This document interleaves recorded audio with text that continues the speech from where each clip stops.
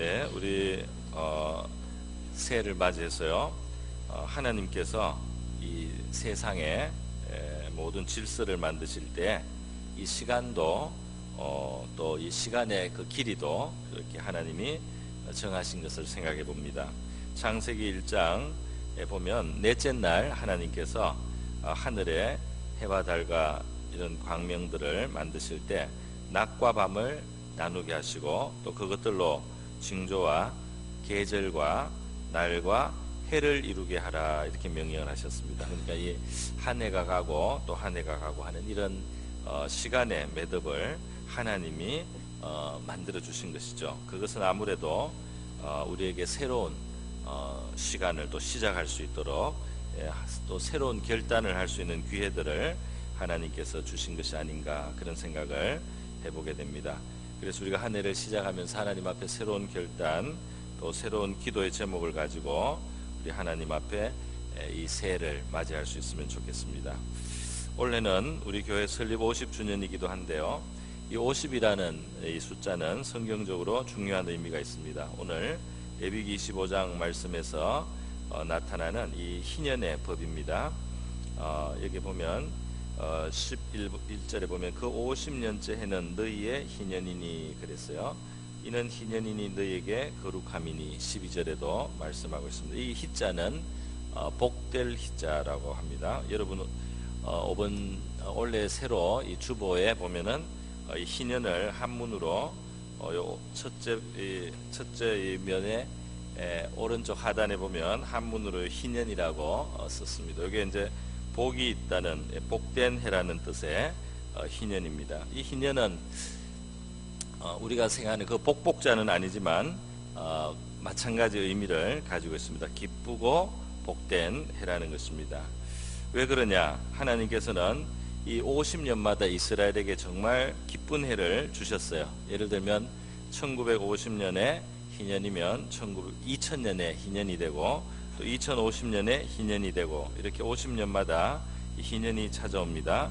이때 이스라엘 백성들은 정말 새로운 출발을 할 수 있는 그런 기반을 하나님께로부터 받았습니다. 왜 그러냐면 이 살다가 보면은 물려받은 그 집안의 기업을 유지하지 못할 때가 있습니다. 그래서 땅을 팔게 되고요. 또 심지어는 자기 자신의 몸을 팔아서요 종이 되기도 하고 이렇게 해서 이제 망하는 집이 생기는 겁니다. 가세가 기울고 무슨 잘못을 해서 그럴 수도 있고 아니면 운이 나빴을 수도 있고 하여튼 여러 가지 사연이 있을 수 있겠습니다. 어쨌든 이 기업을 잃어버리면 이제 소유가 없어지고 기반이 너무 없기 때문에 다시 일어날 수 없는 이런 상황이 될 수가 있죠. 그러나 희년이 되면 이제는 하나님께서는 온 이스라엘의 이 희년의 공포를 납불나파를 크게 불면서 희년을 공포하라고 했습니다. 그러면 이 조상이 물려줬던 땅을 다 그대로 회복하게 되는 겁니다. 옛날 그 땅으로 다 돌아가게 되고 종이었던 사람들은 다 풀려나서요 자기 본토로 자기 집으로 고향으로 다 돌아가서 다시 시작할 수 있도록 그렇게 해주신 겁니다. 여기는 이제 조건이 없습니다.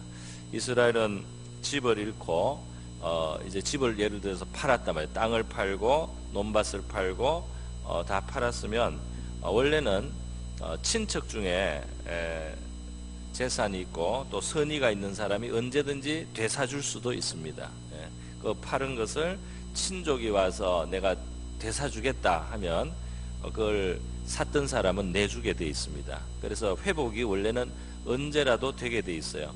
그러나 그런 친족마저 없을 때, 그런 친족이 또는 뭐 호의를 베풀지 않을 때, 이럴 때 길이 이제 더 없는 겁니다. 그럴 때는 하나님이 50년마다 한 번씩 이 희년을 맞이하면 무조건 이제는 무조건 도와주는 사람이 없어도 무조건 할아버지 아버지의 땅으로 그곳으로 다시 다 회복을 하게 되고 종이었던 사람도 무조건 다 풀려나게 되는 겁니다. 그래서 이 희년이 있으므로 이 희년을 지킨다면은 이스라엘 백성들은 가난을 대대에 물리지 않는 언제나 다시 중산층이 일어나는 이제 그런 사회가 될 수 있도록 하나님께서는 그런 제도를 주셨어요. 그래서 이스라엘은 작은 나라지만 이런 제도를 가짐으로 인해서 사실은 온 세상이 너희를 보고 큰 나라라고 할 거라고 하나님이 말씀하신 적이 있습니다. 이 희년을 우리가 생각하면서요, 이 희년의 제도를 생각하면서 오늘 몇 가지 신앙적인 진리와 교훈을 얻기를 원합니다.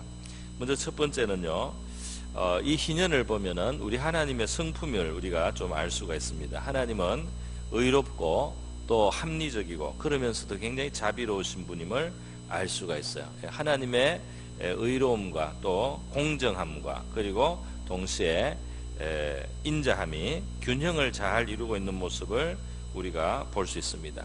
사람은 자유를 가지고 자유롭게 행동하고 자유의 범위 속에서 자기가 결단을 하고 행동을 취하는데 그 책임도 자기가 결국 져야 되는 거죠. 그것이 공의로운 것이죠. 공평한 것이죠.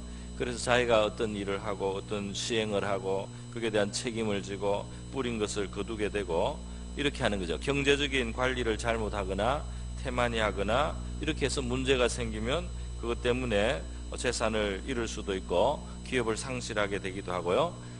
그 대가를 또 자기 스스로 치러야 될 수밖에 없는 겁니다. 네. 책임을 지는 삶이죠. 그래서 하나님이 그렇게 이스라엘이 땅을 사고 팔 수 있게 하신 겁니다. 네. 땅을 사고 팔고 자기 결정권을 가지고 있습니다. 그러나 하나님은 거기에 선을 그어 주신 겁니다.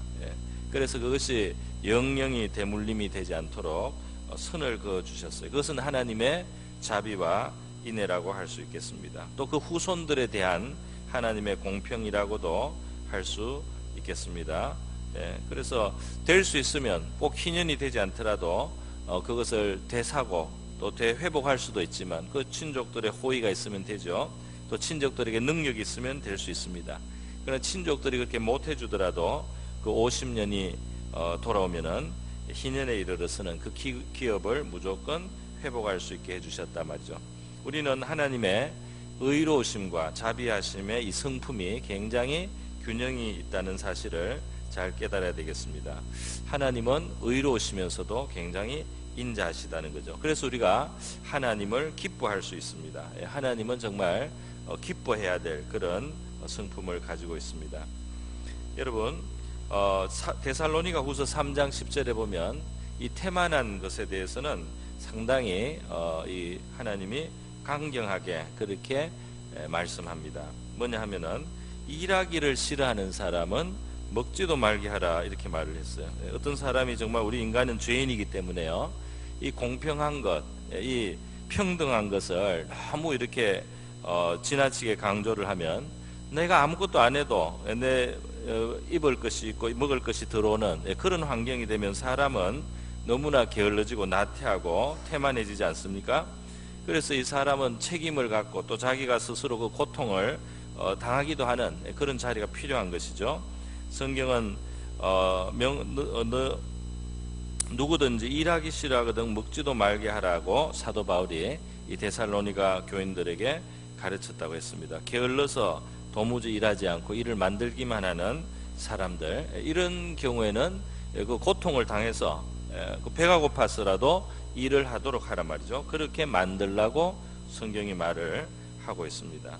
그러나 사정이 있어서 가난하게 되고 정말 어쩔 수 없이 일할 수 없는 그런 상황에 있는 자들에게 하나님은 후히 베풀라고 말씀을 해주시는 것입니다. 그러니까 하나님은 하나님의 이 자비와 인자는 눈먼 자비와 인자가 아닙니다. 굉장히 지혜롭고 합리적으로 그러면서도 인애가 풍부하신 것이 바로 하나님의 성품이다 이 말입니다.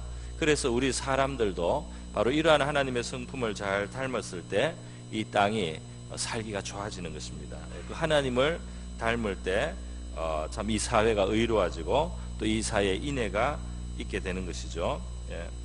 제가 영국에 가서 감명 깊었던 것 중에 한 사건이 있었습니다. 그게 뭐냐면은 제가 살던 그 브리스톨이라는 도시에서 한 길에서 제가 이사를 하게 되었습니다. 학교 집을 살았는데요, 이사를 하게 되었어요. 그래서 52번지에 살다가 말하자면 13번지로 이사를 하는 겁니다. 그러니까 바로 저기인데요.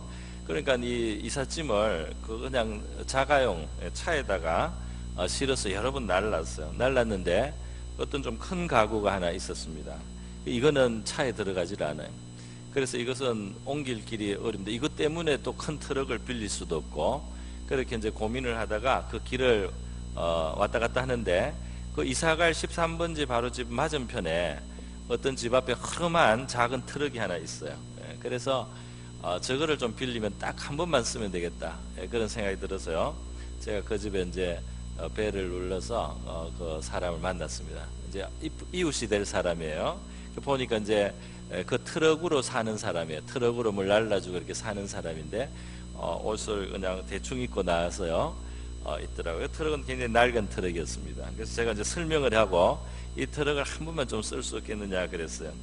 그랬더니 이 사람이 잠깐 생각을 하는 것 같아요. 그리고 이제 저한테 말을 했습니다. 어떻게 하자고 했는데 그게 참 제가 그 이야기를 듣고 참 감탄을 했습니다. 이 사람이 뭐라고 하느냐면 이거를 쓰라. 나는 이제 필요하면 내가 이거 돈을 주겠다 그랬어요. 이걸 사용하는 대신에 내가 얼마를 지불을 할 테니까 한 번만 쓰게 해달라고 했거든요. 근데 이 사람이 뭐라고 대답을 하냐면 돈을 안 받겠다는 거예요. 그 이해가 됩니다. 이제 이웃에 바로 앞집에 살 사람인데 자, 트럭 한번 썼다고 돈을 받는 게 그게 좀 불편한 것 같아요. 돈을 안 받겠다. 대신 한 우리나라 돈은 한 3, 4만 원 혹은 4, 5만 원 그 돈을 그 정도를 자기가 그 기부를 하는 단체가 있는데 그게 기부를 좀 해달라는 겁니다. 그게 뭐냐면 도네이션이라고 하죠. 기부. 자선 단체에다가 기부를 하라는 거예요. 그게 무슨 말이면 내가 이웃 될 사람으로서 니한테 돈을 받을 수는 없다는 겁니다. 그렇다고 처음 보는 초면에 내가 그냥 공짜로 차를 주는 것도 뭔가 공평하지 않다는 거죠.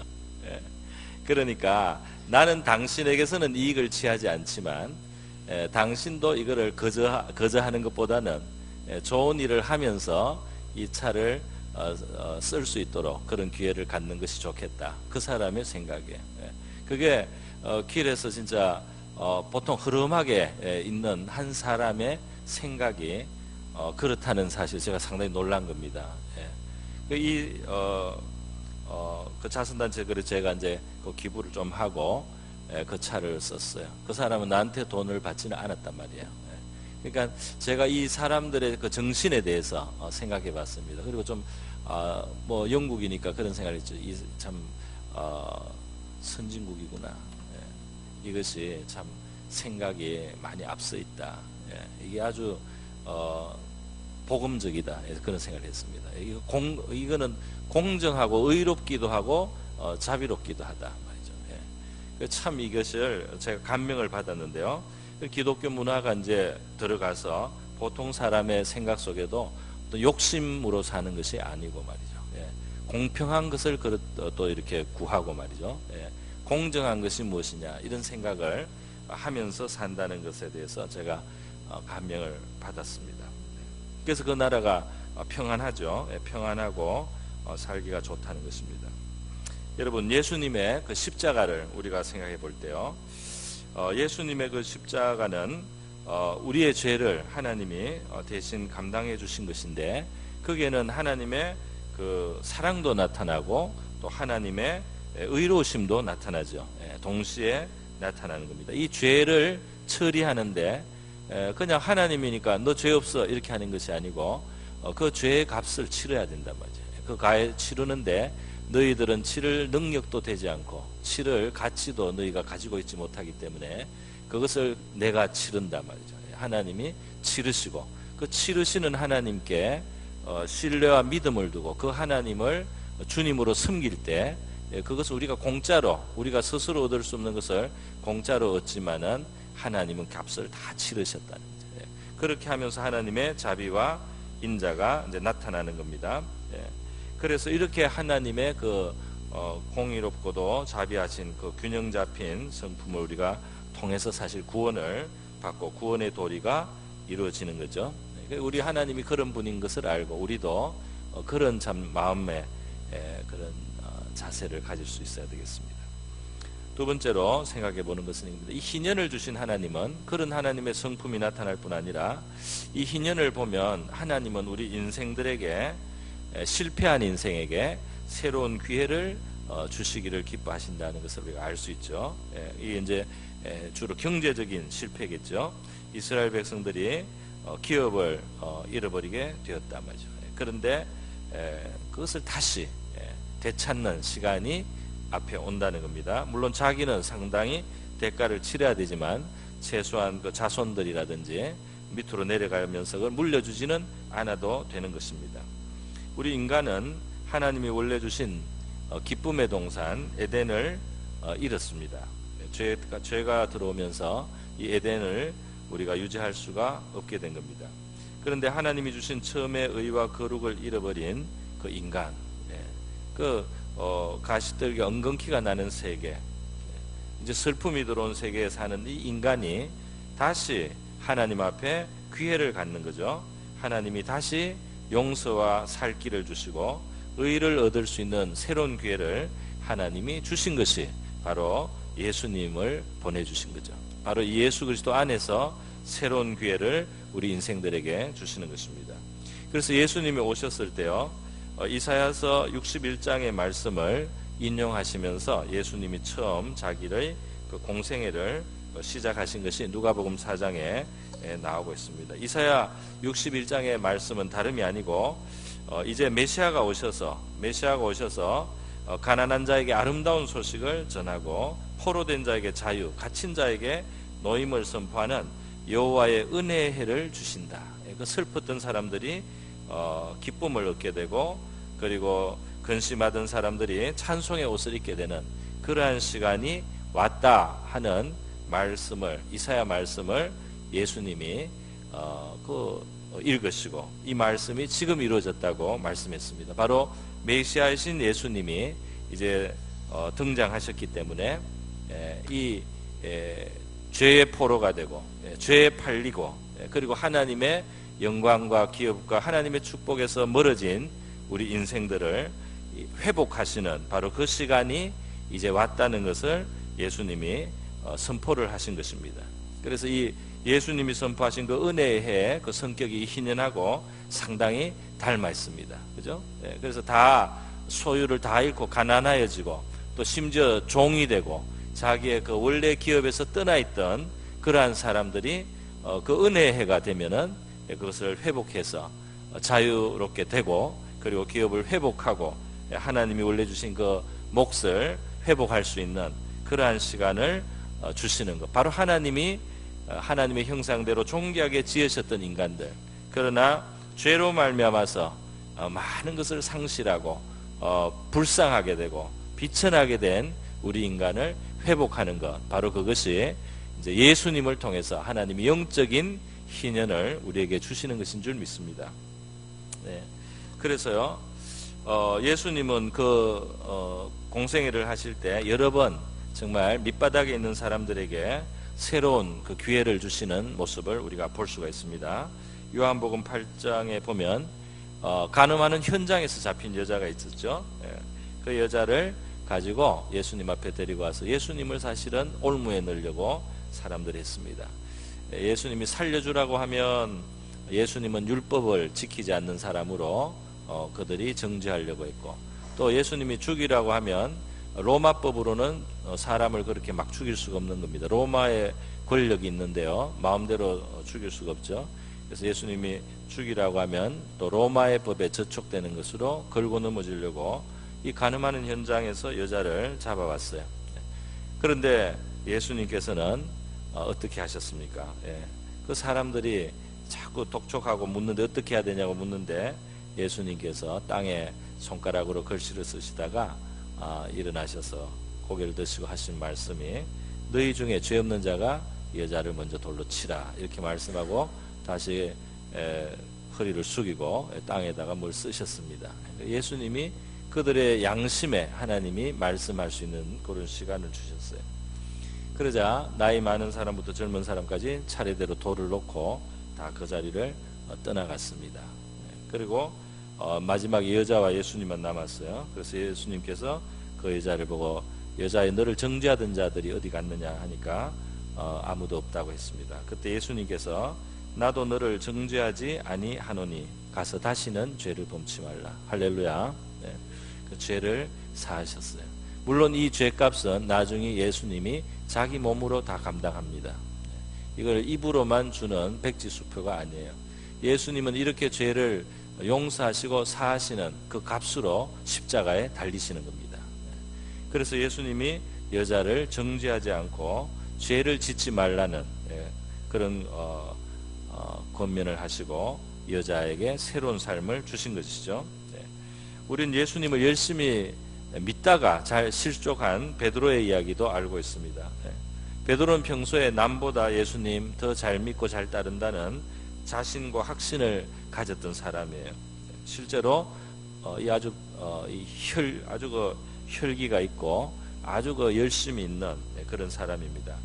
그런데 평소에는 큰 소리를 치고 모든 제자들이 예수님을 버려도 자기는 예수님을 버리지 않는다는 이러한 장담을 했던 베드로지만 막상 어려운 상황이 왔을 때 누구보다도 더 부끄럽게 예수님을 부정을 했습니다. 아주 위험한 순간이 갑자기 닥쳐오니까요, 아주 그냥 허를 찔렸어요. 그냥 얼떨결에 예수는 나 모른다, 나 예수하고 아무 상관없다, 이런 말을 한 번도 아니고 3번을 할 때 나중에는 저주하고 맹세하면서 나는 예수를 모른다 그랬습니다. 이렇게 하고 나중에 그 부끄러움을 느꼈습니다. 부끄러움을 느꼈지만은 이미 엎어진 물입니다. 평소에 예수님의 참 잘 믿는 수제자라고 자부를 했는데 저주하며 맹세하고 예수와 나는 아무 상관이 없다, 예수와 내가 상관이 있으면 손가락에 장을 지진다, 이런 큰 소리를 한 겁니다. 그렇게 아주 비겁한 자가 되었어요. 그렇게 자기의 부끄러운 모습을 발견하고 이 사람이 어떻게 고개를 들고 살 수가 있겠습니까? 나중에 예수님이 부활을 하셨는데요, 부활을 하셔서 나타나시고 이렇게 해도 기뻤지만은 면목이 없어요. 그래서 이들은 예전에 하던 대로 물고기 잡고 그렇게 지냈습니다. 그때 예수님께서 갈릴리 호숫가로 찾아오셨어요. 그리고 새벽에 이들이 물고기를 많이 잡을 수 있도록 기적을 베풀어 주셨습니다.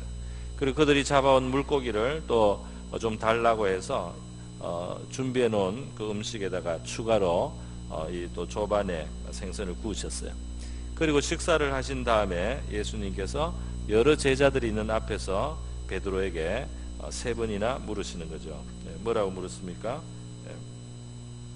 요한의 아들 시몬아, 너가 이 사람들보다 나를 더 사랑하느냐, 이렇게 물으셨어요.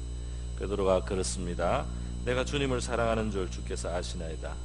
그때 예수님께서 내 어린 양을 먹이라, 이렇게 말씀했습니다.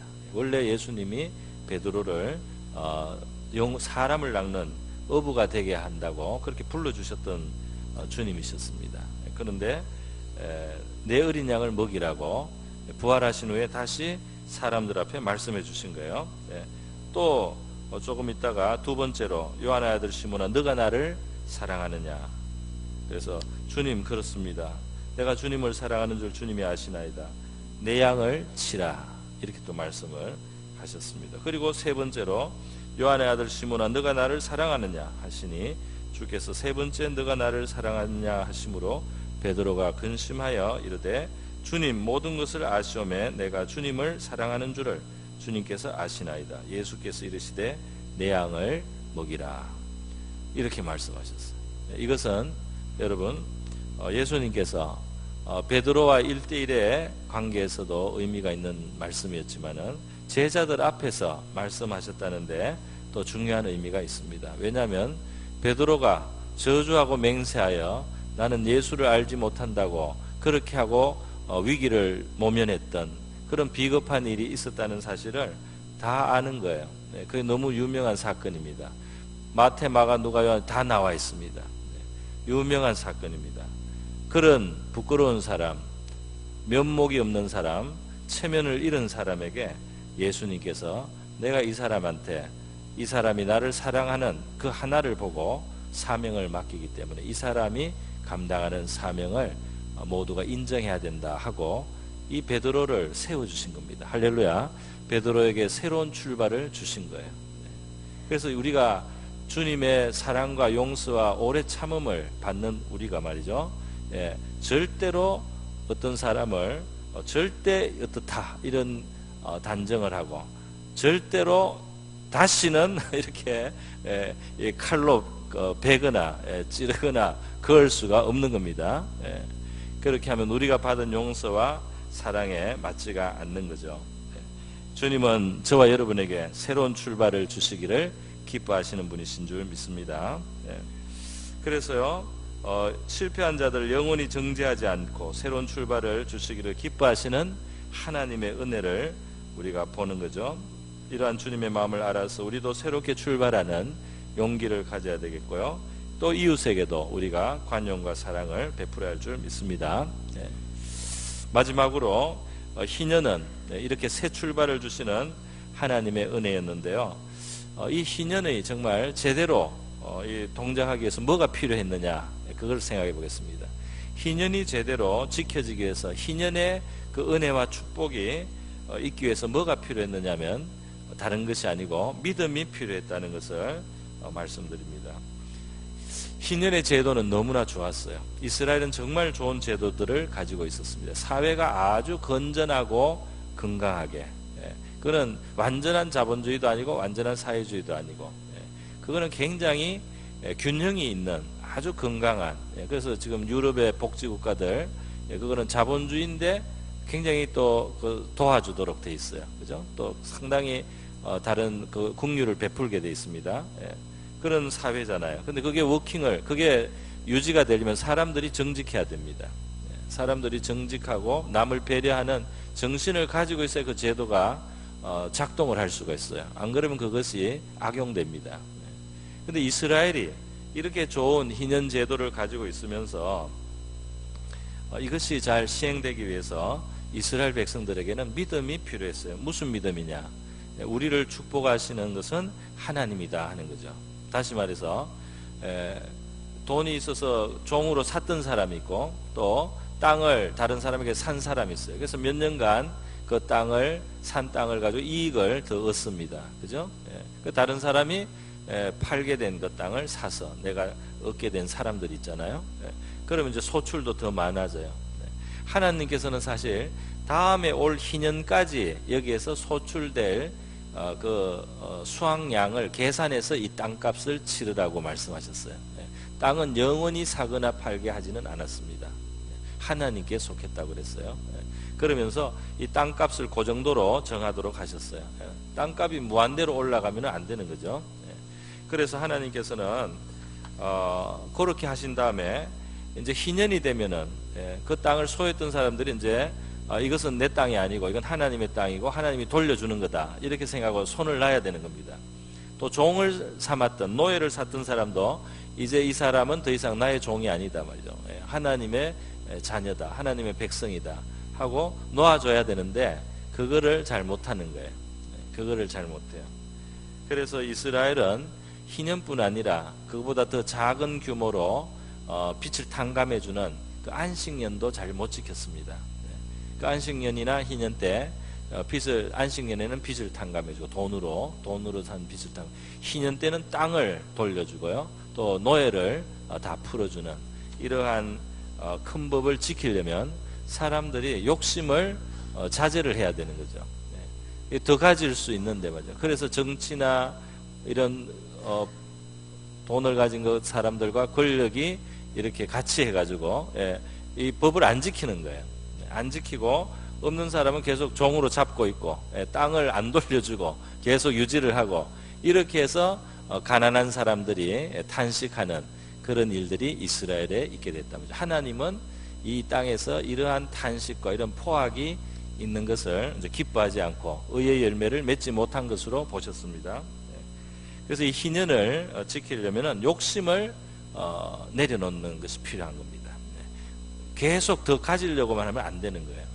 이만큼 가졌으니까 이제 이만하면 됐다 하고 이렇게 내려놓는, 이 희년이 오기까지 내가 이 땅에서 이익을 더 받고 또 이 사람을 종으로 부려서 내가 이익을 받으니까 이제 됐다, 이제는 하나님이 자비를 베푸는 시간이다 하고 돌려줘야 되는 겁니다. 근데 그거를 안 돌려주는 그 욕심이 이런 의로운 법이 작용하지 못하도록 막은 거예요. 그래서 이스라엘은 이 법들을 못 지켰고 나중에 망했습니다. 망할 때 어떻게 했습니까? 그 땅이 황무하게 되었어요. 그동안 희년이나 안식년에 지켜야 될 그 안식해야 되는 그 시간, 지키지 못했던 시간, 욕심으로 그들이 7년에 한 번씩 원래는 하나님이 땅을 쉬게 하라고 했는데 그걸 못 지켰어요. 그 7년에 한 번 쉬게 하려면 믿음이 있어야 되는 겁니다. 하나님이 우리 살게 한다. 7년에 한 번씩 쉬게 해도 하나님이 살게 한다는 그 믿음이 있어야 되는데 그 믿음을 못 갖는 거예요. 그래서 땅을 안 놀리는 겁니다. 땅을 안 놀려요. 희년도 안 지켜요. 풀어주지도 않아요. 이렇게 했을 때 결국 그들이 하나님을 믿고 하나님의 복을 믿고 욕심을 내려놓는 일을 하지 못했을 때 그 법을 지킬 수가 없었다면, 우리가 오늘 예수를 믿을 때 우리는 하나님이 우리를 복 주시는 분이심을 고백해야 될 줄로 믿습니다. 예수님이 우리를 위해서 피를 흘리고 죄를 사하셨는데 우리의 삶 속에도 하나님은 그 인애가 있기를 원하고 공평과 공의가 있기를 원하는데 그것을 우리가 시행하고 살려면 우리가 믿음이 있어야 되는 거죠. 하나님이 우리를 복 주시고 하나님이 우리를 살게 하신다는 믿음을 가지고 살아야 될 줄로 믿습니다. 그러면 신년을 행하는 하나님의 자비를 나타낼 수 있는 통로가 되고 희년의 축복을 누릴 수 있는 우리 믿음의 삶이 될 줄로 믿습니다. 이 한 해에 하나님께서 우리 개인적으로나 교회적으로 우리에게 이러한 믿음을 주셔서 우리가 희년의 정신을 가지고 신앙생활을 할 수 있도록, 또 하나님의 성품을 닮아서 우리가 공평하고 의롭고 자비로운 정신으로 살아갈 수 있도록, 그리고 하나님이 주신 새로운 출발의 기회를 우리가 기쁘고 감사하게 여기고 항상 새로운 마음으로 출발하고 새로운 마음으로 결심하고 결단하고 나가는 또 한 해가 될 수 있도록 우리 다 같이 한번 기도하시겠습니다.